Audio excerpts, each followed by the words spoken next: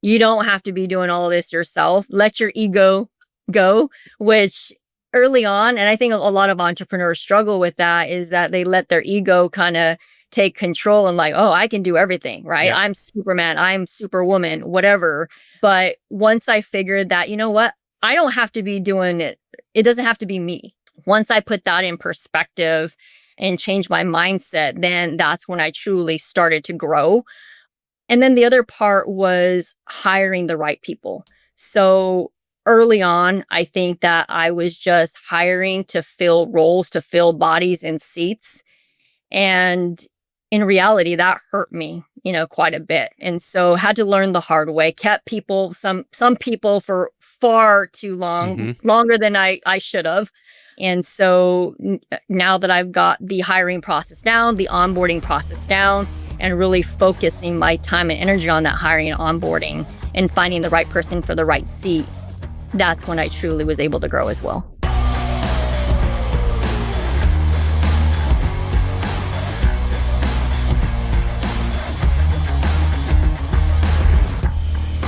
Friends, welcome back to Peter Lohmann's podcast. Couldn't be more excited today to introduce Joni Wolfswinkel. Joni, thanks for coming on the show today. Well, thank you for having me on, Peter. Super excited to be on this podcast. Yeah, and I'm excited to have you. So, Joni, you are quite a name in the industry. I knew your name for a long time before I even really got started with any of my stuff. So a lot of people are already familiar, and I'm excited to talk about some of what you've been up to. For anyone who isn't, though, I'd love to have you just give us like a 2 to 3 minute high-level background on what you've been up to, and then we'll get going. Yeah, sure. So for those that don't know, I own 2 real property management franchises, one in Houston, Texas, and the other in Albuquerque, New Mexico. So between the 2 markets, we manage just about 2,300 doors. And so, yeah, built a pretty large team. Love the culture that we've built, and it actually has been able to get me out of the day-to-day. And I actually now run a remote team member business called True Work Logistics. And really what I like to focus on that end is really helping business owners grow in scale and get out of their own way, so to speak. Because as entrepreneurs, we think we have to do everything ourselves, be everything, right? And once I truly figured that out, I was able to myself grow and scale my business. So that's kind of where I'm headed these days. Perfect. Okay, so I did not realize the scale of your operation. 2,300 doors is awesome. I'm curious, why is it 2 separate franchises? Like, would it have been possible to have like one that operated in 2 locations? Yeah, so funny story. So born and raised in Albuquerque, New Mexico, right? And my husband and I actually moved to Houston in 2005. So we were real estate investors. We're actually buying pre-foreclosure properties back in 2005. And how the property management kind of started was when the market kind of took a turn in 2008. We were like, oh crap, like what are we going to do? We can't be flipping houses for the rest of our lives. And so we were looking at property management options and franchise options, because what we were doing, we had a unique model where we had transitioned to sell to investors who understood the market, all of that good stuff. And essentially, we would manage the properties for the investors. So needed a property management, knew nothing about it. And so the franchise was kind of that best option for us at the time. Yeah. And then several years later, our investors are like, hey, well, we don't want to put all of our eggs in one basket in one market. And so since we were selling turnkey properties, we thought, well, we knew the Albuquerque market really well. And so there was actually a franchise that had opened up. And so we acquired that company and opened another market for investors to purchase in. Okay. So that's how that came about. That makes total sense. So you went back, bought a franchise in your OG hometown. Exactly. It was already existing, probably had some brand recognition going. So like, hey, let's just keep rolling with the existing name. Correct. Yes. Yeah. And do you operate those 2 locations as totally separate businesses with separate P&Ls and separate entities, or is it operate under one big entity? So totally separate entities. So Okay. we operate them separately. We have, our team in Albuquerque managing that. It's a remote staff, and then our Houston office. Okay. So just these 2 monster locations. And, Yes. Not for nothing. That's a lot of doors. That's over 1,000 doors in each market, I'm guessing, or close to it. Yep. Which, that's an accomplishment. I think any operator who gets over 1,000 doors in one metro area, like that always impresses me because you've reached like this density, which has its own advantages, but is not easy to do. Like anyone who's over 500 doors, that your churning is just brutal. Like even if your churn is good, let's say it's like 12%, if you're at like 800 doors and you're churning 12% a year, which would be really good, that would be 96 doors a year just to stay at 800 doors. If you want to get to 1,000 or more, you have to somehow overcome that. So serious operations. Yeah, it's definitely a serious operation. And I will tell you, like, my background, like I was flipping houses in college, so knew nothing about, growing teams, operational stuff. And so definitely has been a lot of failure, failure after failure, growing pains. But I think right now we're in a place where we've got a really good leadership team at a high level can operate the business. And is it all single family or is there some multi in there as well? So in our Houston market, we do have a small multifamily division, but we operate it separately, obviously, because multifamily is a total different beast than single family. Okay, got it. And each office, it sounds like, has their own leadership team? Correct. Yes. Got it. So it's you and your husband, the co-owner, who are sort of ownership, and then each office has like a president or something. Yeah. So how it's made up is we have somebody in operations that sits on the leadership team, somebody in finance that sits on that leadership team, our COO, and then a marketing and sales person that kind of sits on that. Okay. Awesome. Really cool. True Work Logistics, which is like a global talent placement type of agency, RTMs. I'm assuming that just grew right out of your own need to staff your own existing companies. Exactly. Yeah. So we've been, obviously using remote team members for the last, I would say, 12 years or so. Early adopter, even by property management standards. And we were early. I think as an industry, we were early to that, but you were like early to the early. Yeah. And I think how I figured that, so I was probably at the 500 door mark at that time. And I remember because I was actually pregnant with my daughter and I was fixing to, go on maternity leave, and I'm sitting there doing my work, right? And everything's basically coming to me. And at the time I had a coach and mentor that said, Joni, like, you're doing this to yourself, nobody else but yourself kind of thing. And so if you don't figure a way to get out of your own way, you'll always be kind of stuck in this 500 door mark. Which there was a lot of truth to that. And so, when I got back after maternity leave, I thought, all right, this is it. I need to put some things in place so that way I can, hire some remote team members in. Really worked out for us, on the P&L. I could see the numbers. I'm like, man,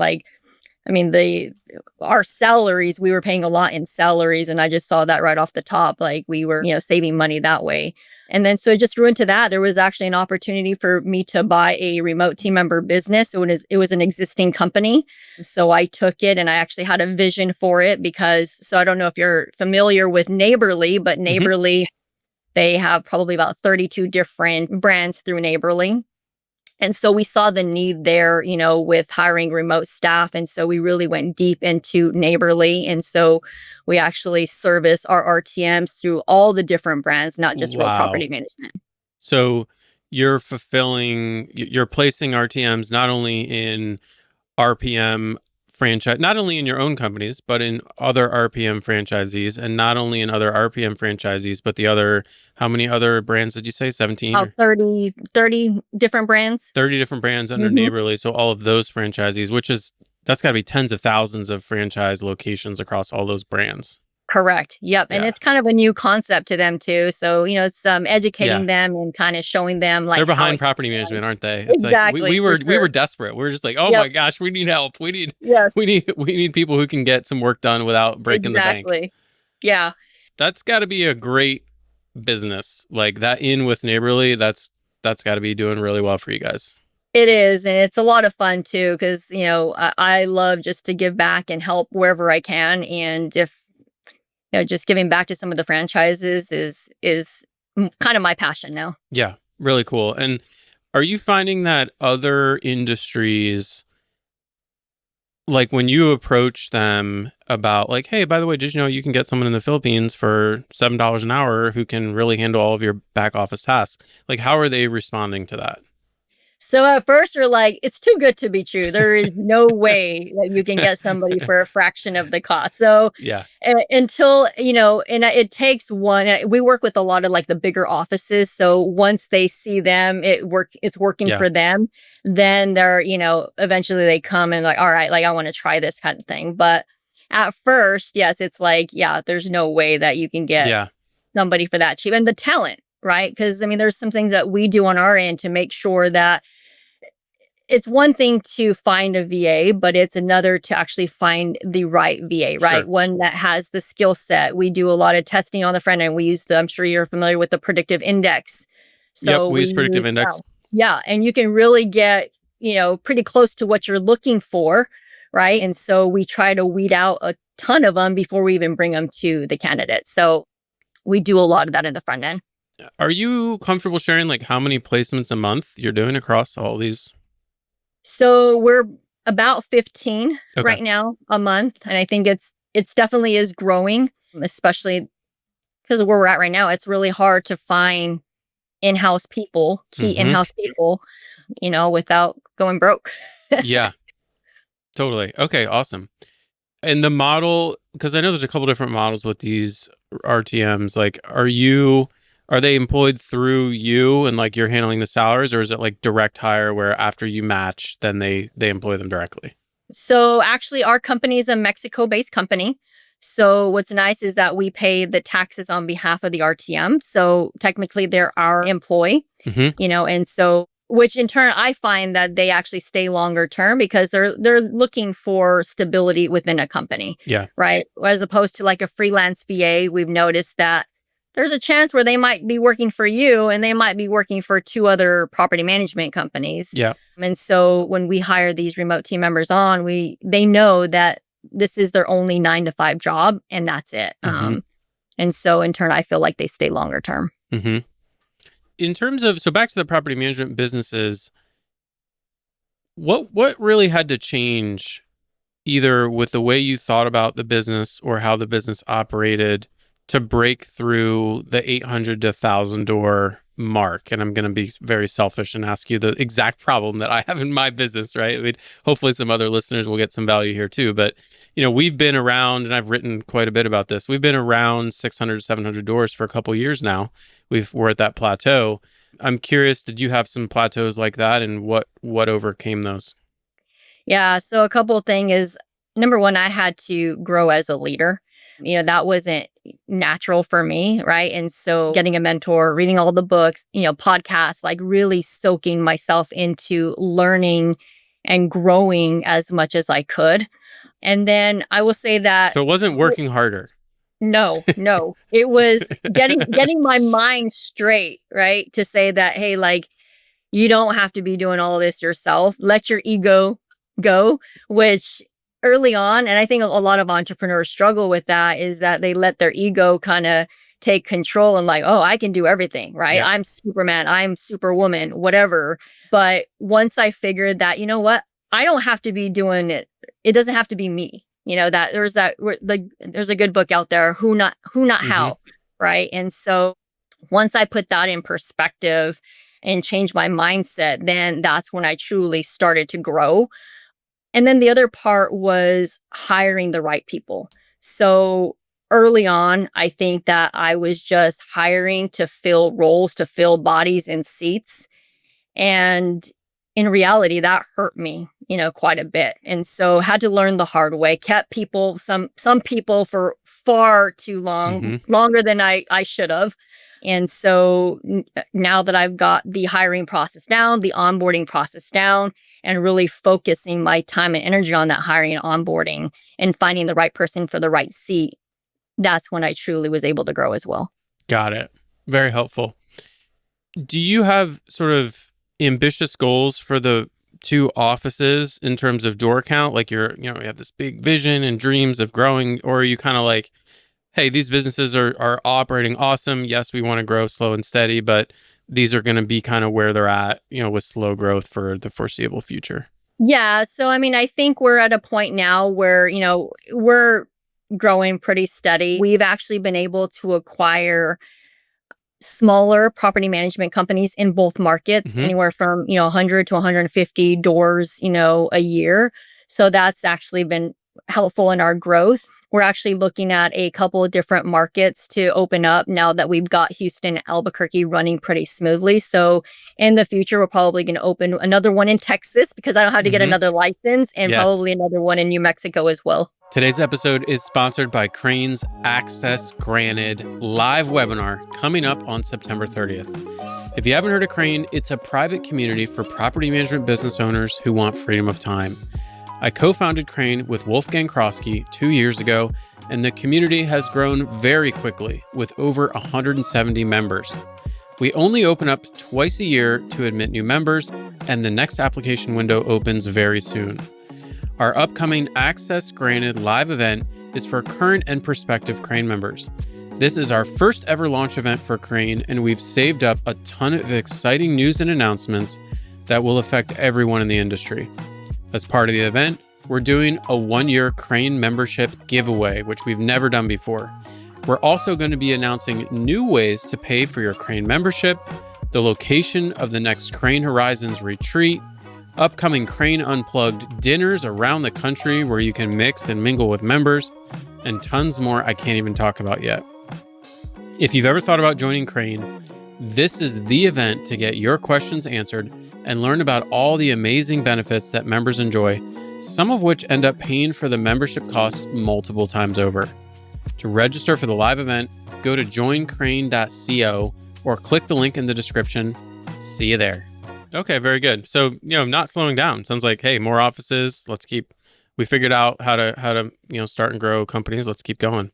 Exactly. Yep. And do you think those will be acquisitions when you find the right company, or you'll just start them from scratch? It will be acquisitions. Yeah, okay. That's one thing that I will say, that if I were, starting all this, I probably would have acquired, because when we did acquire the Albuquerque office, I mean, things were, yes, there were some things that we had to fix, but it really helped us, in terms of being able to hire quicker, growing at a steady pace, that sort of thing. Yeah.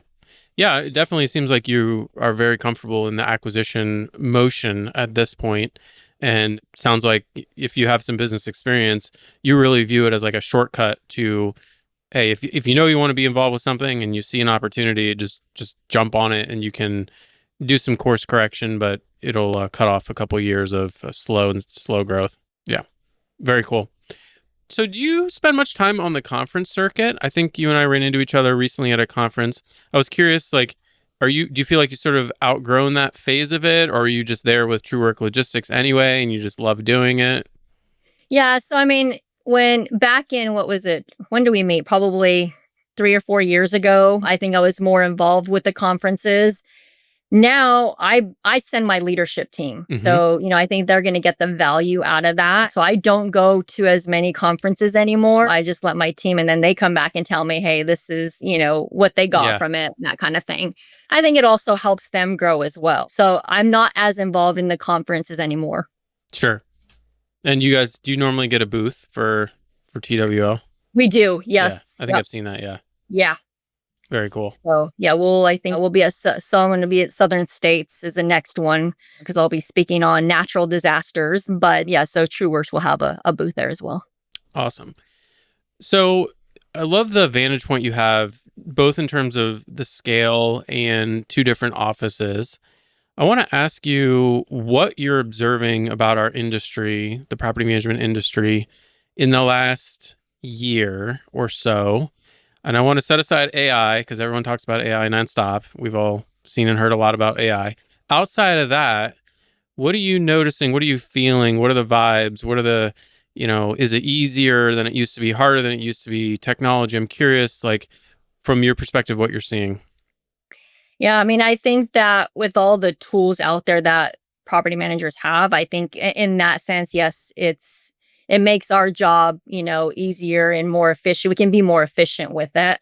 But I mean, it's in terms of growth, that has been hard, right? I know that our sales teams are out there pounding the streets, Mm-hmm. and the SEO isn't working as well as it used to, right?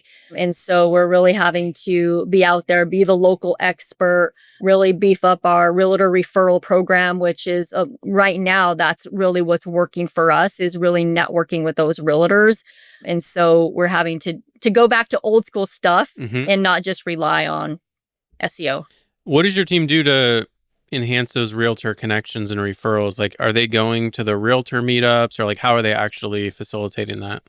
Yeah, so they're required to actually go to in-office realtors and bring them donuts or kolaches, and offer for them to sit down with our team meetings and really just provide the value. I actually do a lot of CE classes. So here at the office, I'll do a CE class once a quarter.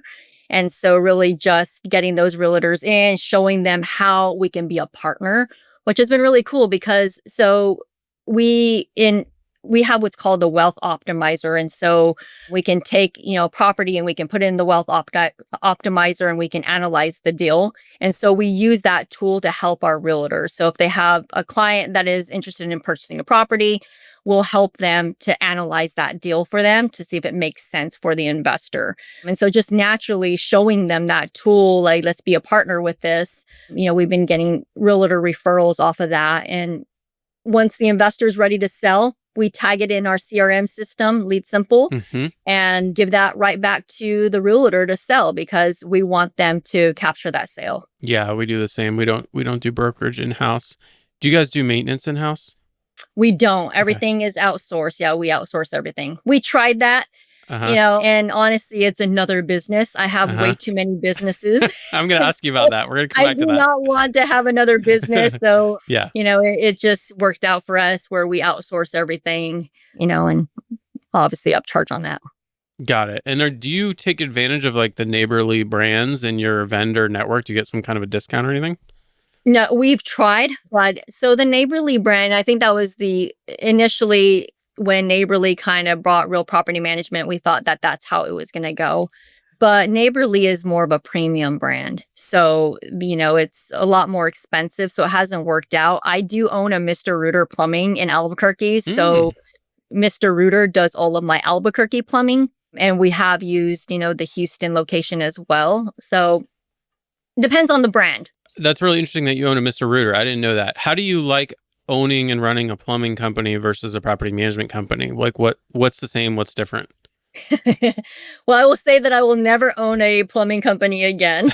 So we're actually selling that right now. So we're actually under contract. We're actually selling it to one of our main technicians. Oh, that's cool. Yeah. And so, I mean, it's, right now, Sean, my husband, he's been running that business, and it's different because I think it's kind of a maintenance company. So the technicians, I feel like they're a lot of work, right? You have to always be managing them, monitoring them, that sort of thing. There's a lot of, just like property manager, there's turnover, but it's higher in the plumbing industry for sure. And as far as like the capital that you need, and the materials, the equipment that you need for plumbing, it's actually pretty large. So, we started a property management company and we really didn't have a whole lot of couple capital. Laptops and a lockbox. You're in business. Yeah. So, but when it comes to, sewer machines and all of that, it's a lot. Yeah. All right. Interesting. Yeah. We have some people in our office who came to us with home services type of business experience, like a pest control company. I'm always interested in there's some crossover there because we kind of are running like little home service businesses as property managers with the added layer of complexity. So the fantasy I always have in my mind is like, oh, well, if I just own like a normal home services business, like a plumbing company, that should be easier, right? Because you don't have like this other layer of like the tenants and you're just dealing directly with the homeowner. You just have that one customer. But it sounds like maybe not. No. I always say, and I say this now, like looking back, if I started all of this, I would have just focused on my core, like focused on property management, focus on what I actually know. Yeah. Right. And then instead of all these different verticals, because it really does slow your growth down because you're also pulling people. Initially, we were pulling people to help with the accounting and plumbing or helping with this and the plumbing. Right. And it just doesn't work out as you envisioned it. I've heard a lot of similar sentiments from business leaders I respect. This idea of focus and just sticking with, if you're going to be good at something, stay with it, get great at it. Alex Hormozy talks, he's Oh always talking gosh, about yes, we this. just had a podcast on this, Yeah. which, yeah, totally. I mean, just get really good at what you do, perfect, different parts of the business, and instead of trying to conquer the world. Like, I tried that, and I can tell you, it wasn't easy. If I do it all over again, I would have just focused on my core, which is property management. Yeah. I mean, you're preaching to the person who needs to hear it. I was going to say the choir, but not the choir. You're telling the person who needs to be hearing this. I also have a couple different businesses and get a little, distracted and shiny idea syndrome. I think I'm getting better at it, and I'm ruthless about saying no to stuff these days. Alex Hormozy talks about, like, it gets harder and harder to say no because the better you get, the cooler the opportunities that come your way.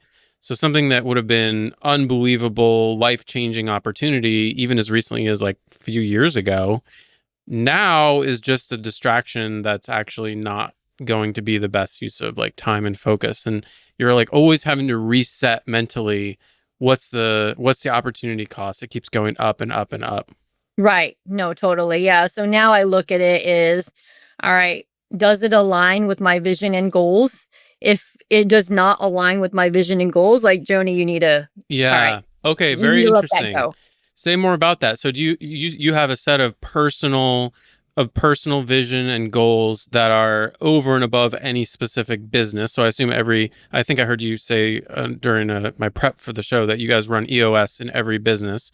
So every company will have its own, 3-year vision and 1-year goals and rocks and all that. But you have like some sort of overarching personally that helps decide where to allocate your Yeah, energy. basically EOS for us personally. Okay. So it does we run the same EOS for our personal goals, right? And if it doesn't match up or align with that, then we're not doing it. Okay, cool. So this is like you and your husband have like a family EOS or a couple, like, here's what we want to be doing over the next. Exactly. Yeah. Yep. And we also, I mean, my oldest is 15, so he's part of that as well. Our 11-year-old is as He's old enough well. to get But rocks.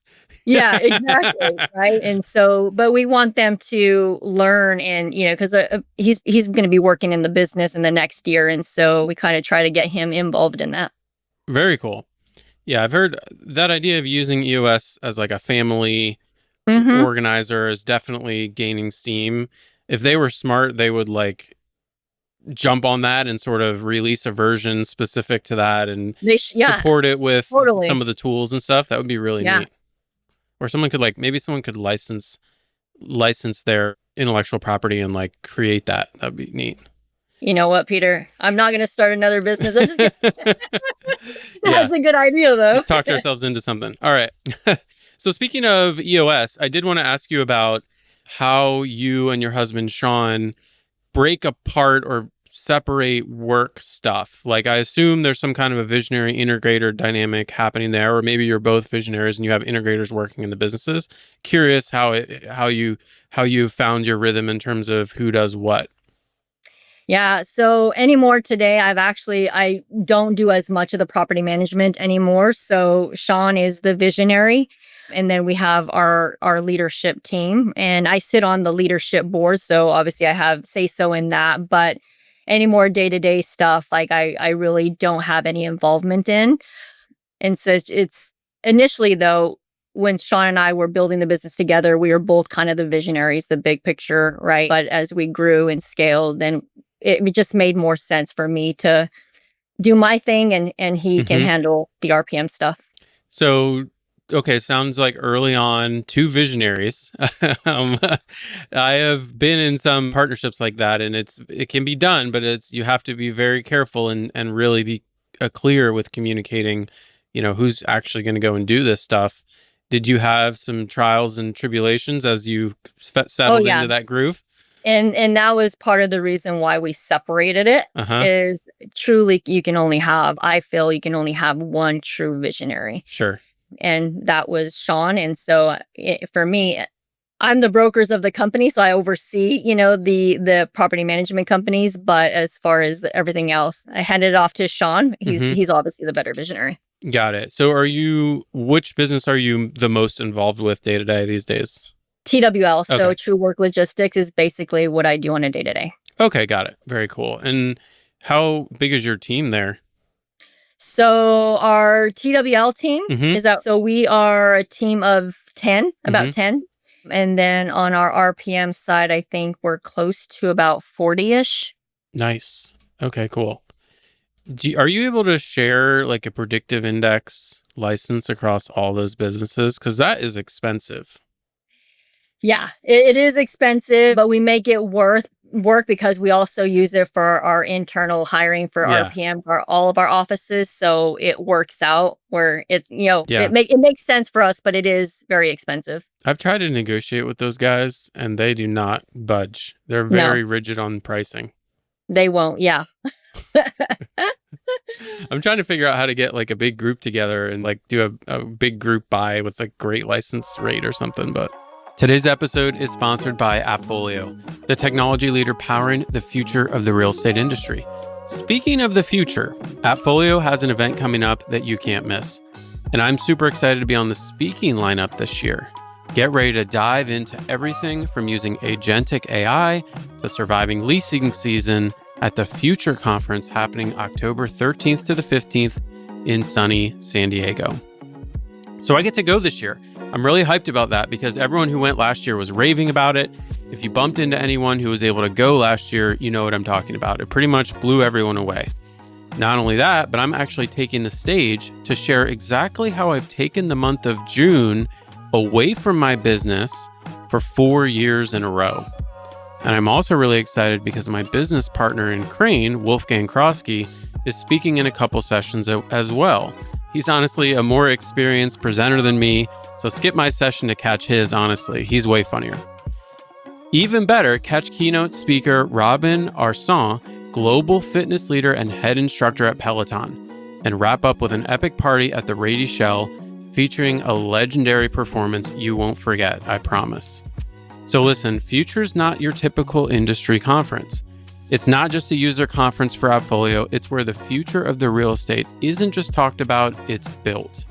To register for this not-to-be-missed event and see more breakout sessions, visit futureconference.com.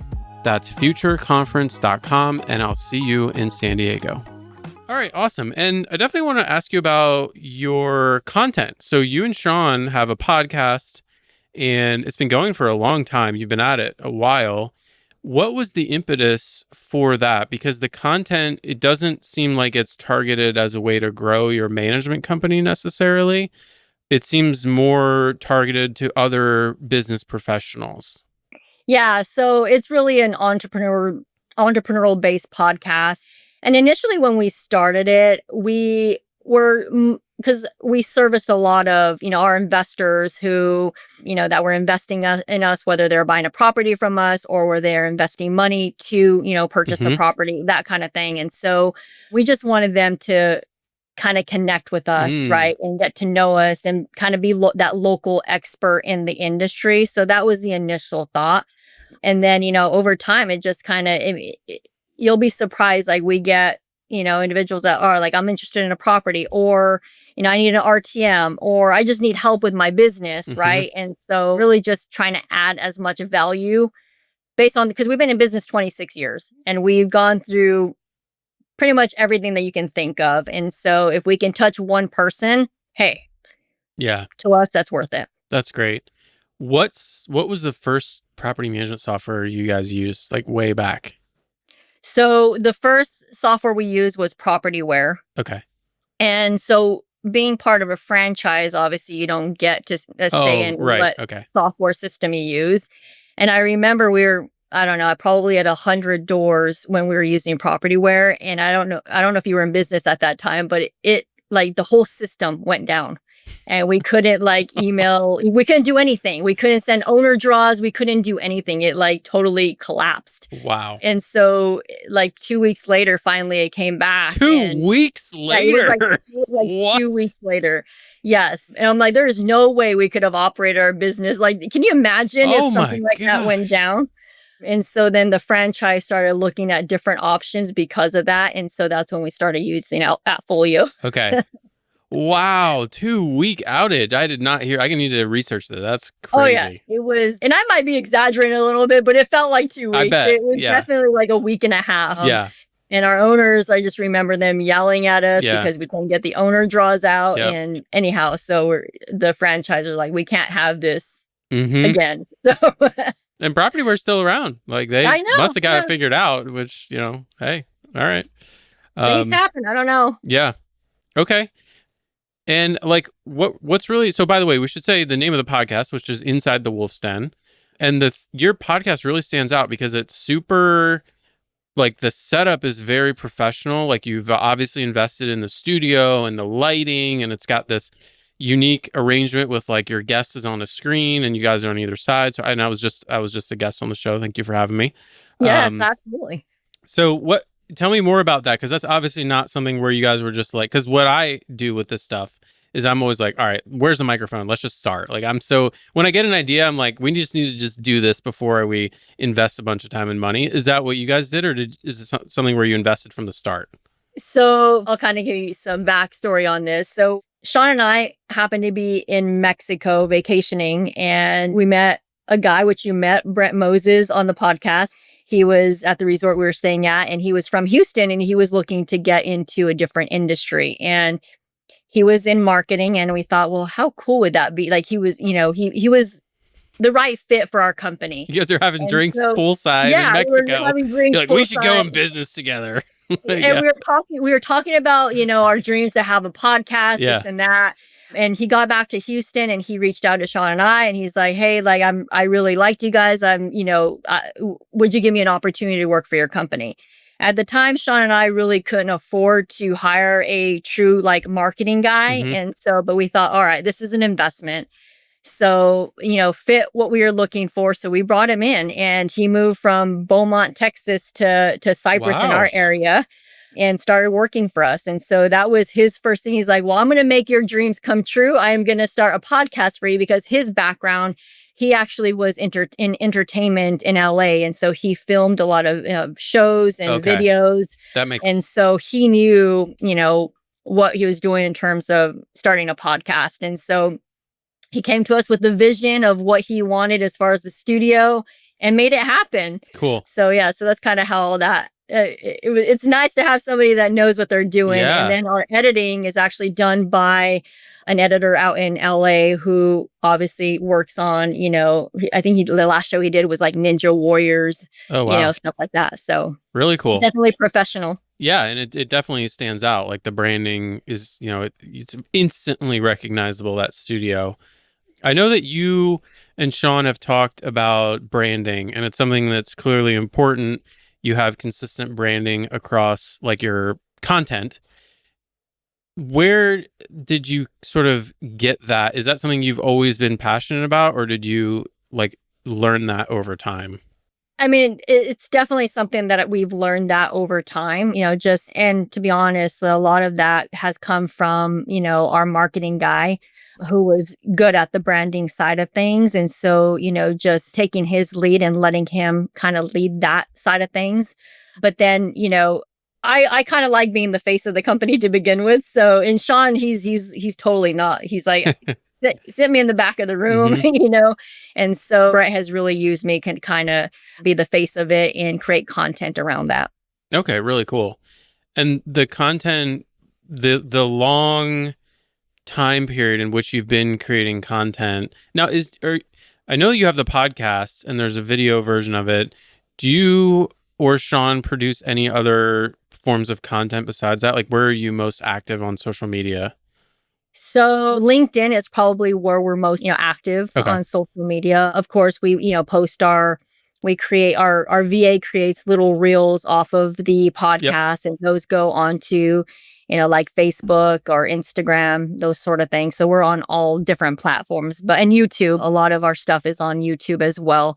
But for the most part, LinkedIn is where we actually share a lot of our content. Okay, very good. Returning to sort of the idea of focus, multiple businesses, and you've been in business a long time. Where are you thinking in terms of so I guess what I'm asking is, a lot of people would take a look at what you've accomplished and they would think, hey, she's made it. Like, she's got multiple businesses, multiple 1,000-door plus PM companies, her own podcast. And so I'm curious about sort of where your head is these days in terms of focus, and also, have you given yourself permission to let off the gas pedal? Yeah, really good questions on that. So where my head is on focus today is I'm trying to simplify my life. Mm-hmm. I realize that having more is not necessarily better. And so, as I get older, I realize, okay, like where I really want to spend majority of my time is with my kids, right? We only truly, there's a great book out there that's 18, it's called 18 Summers. Mm-hmm. And you truly only have 18 summers to spend with your And kids we're about before to they're out start of another college, one. right? And so that's where my focus is now, is that it's not about, yes, I've created a legacy and I've created the businesses that I have. Now it's about, all right, let's go ahead and, build those, let the leadership team build those. And then I can focus on family time, be more present Mm-hmm. with my family. Like, we take off a month every summer, Mm-hmm. right? And that's truly like off the grid, no phones, no emails, nothing, truly just focus with my children and my family. And that honestly, it wouldn't have happened unless I could have delegated everything off my plate, like putting systems in place, structure in place so that we could truly do that. Yeah. And so it sounds like the answer is yes. You have basically given yourself permission to, hey, this is great. Things are running awesome. I'm going to refocus on family while we have these number of summers left. And do you think that, as your kids grow and go away to college, are you going to be like, all right, let's get back to it? Are you going to sort of, from that point, you're like, all right, it's kind of nice to not be 100% oriented around work and performance and business? I mean, by the way, these are all questions I'm struggling with as well. So Yeah, no, it's a valid question. I mean, and I feel, we spent a decade knocking on pre-foreclosure doors, and that was like hard work, like running wow. 25 doors a day, 7 days a week, getting all the rejections, the no's. Like, I feel like I'm at a point in my life where I'm pretty satisfied. Yeah. I Right. don't need a lot more, honestly. I've got my rental portfolio that I own. And so I honestly don't think that once they graduate, I think I'll probably go buy a house close to where they're at, Uh-huh. and spend more time with them or travel, because we love to travel. Yeah. So I don't think I will go back to working as much as I did. I've done that. I've done my time, Yeah. and now it's about just, building it steady.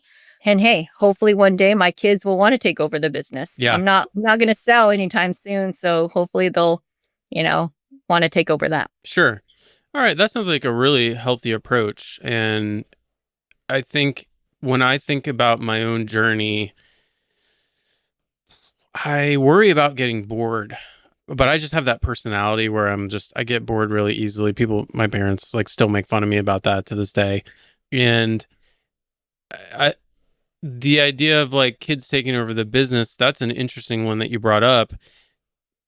I know that you get the emails and the letters and the phone calls from the acquirers, right? And I just released my M&A report. There's a lot of M&A activity. So you could at any time sell to another franchisee or sell, work out some deal with a franchise and sell to one of the roll-up groups. But it sounds like that's not of interest, and you've gotten the businesses to a point with these leadership teams where you don't need to do that in order to step back. Exactly. No. And I honestly like the reoccurring revenue, Yeah. And so with the rental portfolio that we've built, this is just a cherry on top, really. Yeah. Out of the rental portfolio, the property management companies, TWL, everything that you've been involved in, what are you really most proud of? Like what do you look back on? You're like, okay, that's kind of that's the thing that I'm going to tell to my grandkids and explain how proud I am of the challenges we overcame and the end product that resulted. Yeah, good question. I think like looking back, I don't think I ever thought I would be where I'm at today. Like, and we had some pretty high goals and visions, and like getting to where we're at, owning multiple businesses, but then also just learning for me to be the leader that I am today. That was not easy. That took a lot of work to get to where I'm at. And just for my kids to see like how hard we worked to get here, hopefully that will instill in them that Yeah. working hard, and eventually they'll get there if they work hard. Yeah. I have some friends, for example, they sold their emergency care center years ago, but they sold it so they can be, available to their kids, Mm-hmm. right? And be there for their kids. But then as their kids grew up, they didn't ever see their parents work. And so to this day, they haven't seen their parents work. And so they're having a tough time, right? And so I don't want my kids to just live off mom and dad. Mm-hmm. I want them to see the value of what hard work will get them. And hopefully that is what I'm doing. Yeah, that is a fascinating topic. It's something I think about too, because you got a really early start in your business career. I kind of did too, although not as early as you. And by the time both my kids are teenagers, I mean, even now, like things are going well. And so by the time my kids are teenagers, work is definitely going to be optional for me. And even the work that I am doing, I'm not going to be, working these 80-hour weeks and knocking on doors like you did early in your career. And I did a lot of stuff like that early in my career, but my kids weren't around then. And Right. so I worry about that too. Like, are my kids just going to see the success? They weren't there for what built it, and they're going to walk away into their own adult lives thinking that they should just get stuff. Like, and that's just, you just live in these nice houses and have these nice things. And that's just like the way life is. That's not the way life No. was when I was growing up, and it's not the way life was when they were little, but they probably won't remember that. So it's like a really interesting thing, because you and I, who have worked hard, Yeah. when we are in our 40s, we want to have nice stuff. We want to go nice places. We want to like enjoy some of the fruits of our labor. We don't want to wait until we're 60. But in doing that, we're going to expose our kids to that lifestyle. So what do we do here, Joni? We got to we got to solve this right now. We got to figure this out. And I think I'm still trying to like figure it out, right? And I think the hardest job for us is parenting, because it's tough, because you look at those things, you're like, man, like, am I doing the right Mm-hmm. thing, right? So yeah, I'm with you. But what's your suggestion? We got to, any ideas? Like what? So to make this a little more real, I mean, your kids are a little older than mine. Are like, when you book trips, or like, do you talk with your kids about like, hey, like this is because we worked hard all these years, and do they come to the offices? Like, give me a sense of like how you're dealing with it right now. Yeah, so I actually invest with my children. So we every year we buy a house together. So cool. And yeah, and we renovate the house together, and we kind of, we do the whole thing, like Wow. budgeting, creating a profit and loss statement, and going over the budget, all of that, right? And so they get to see that. And at the end of the, when it's time to sell this house, they're like, well, where did the profit go? I was like, well, yeah, that exactly. Where did it go? Right? Like things happen, like this Well, we investment. got to pay the We didn't, contractors. We got to we pay the didn't loan. realize Yeah, we that got to this pay the property, closing costs. exactly. And we didn't realize that it needed foundation work, right? Things happen, but and when it's all said and done, they see the profits, and we get to split the profits. And so that was one way of us kind of teaching them, and so we do that every year with our kids. But I mean, yes, our son, he's when he was younger, he used to go knocking on door. Like he was actually in his car seat while we were knocking on Oh, doors, so right? cool. So Yeah. they've been as they've seen it all. And I think that's the best thing that we can do is put them in those situations and let them experience what we go through. Yeah. Because I'll tell there's sometimes where my daughter will, she's writing something from school and she'll tell it like it is, like mom works hard, dad works hard, right? Those sorts of things because they actually see it. Yeah. We got to take a lot of pictures, right? Like I love the idea of the baby in the car seat, you're knocking on doors. We need like a snapshot, like from the road showing the car seat, like outline in the car. And you're like, Exactly. trying to get some homeowner to open the door. That's great. Yeah. And I mean, they've been kind of involved since, they were little. And so just putting them in those, getting involved in that experience, I think they see that. Yeah. So Love that. Awesome. Well, I think that's a great way to wrap up, Joni. I really appreciate your time today. And for people who want to follow along with you and your business journey, where is the best place for them to do that? yeah, so you can reach out to me on Facebook, LinkedIn, or pretty much all social media, Joni Wolfswinkel, and check out our podcast. It's Inside the Wolf's Den. And I think we're about 240 episodes in. So so there's something in there for everyone, whether you're a new business owner trying to start up your business or, in business for a while, there's something in there for everybody. Awesome. Well, thanks again, Joni. This was great. Thanks so much, Peter. If you like the show and want to get connected to the community, you can follow me on Twitter @PS Lohmann and subscribe to my email newsletter on my website, peterlohmann.com. I try to share as much valuable property management content as I can on a regular basis. Thanks again for listening and have a great week.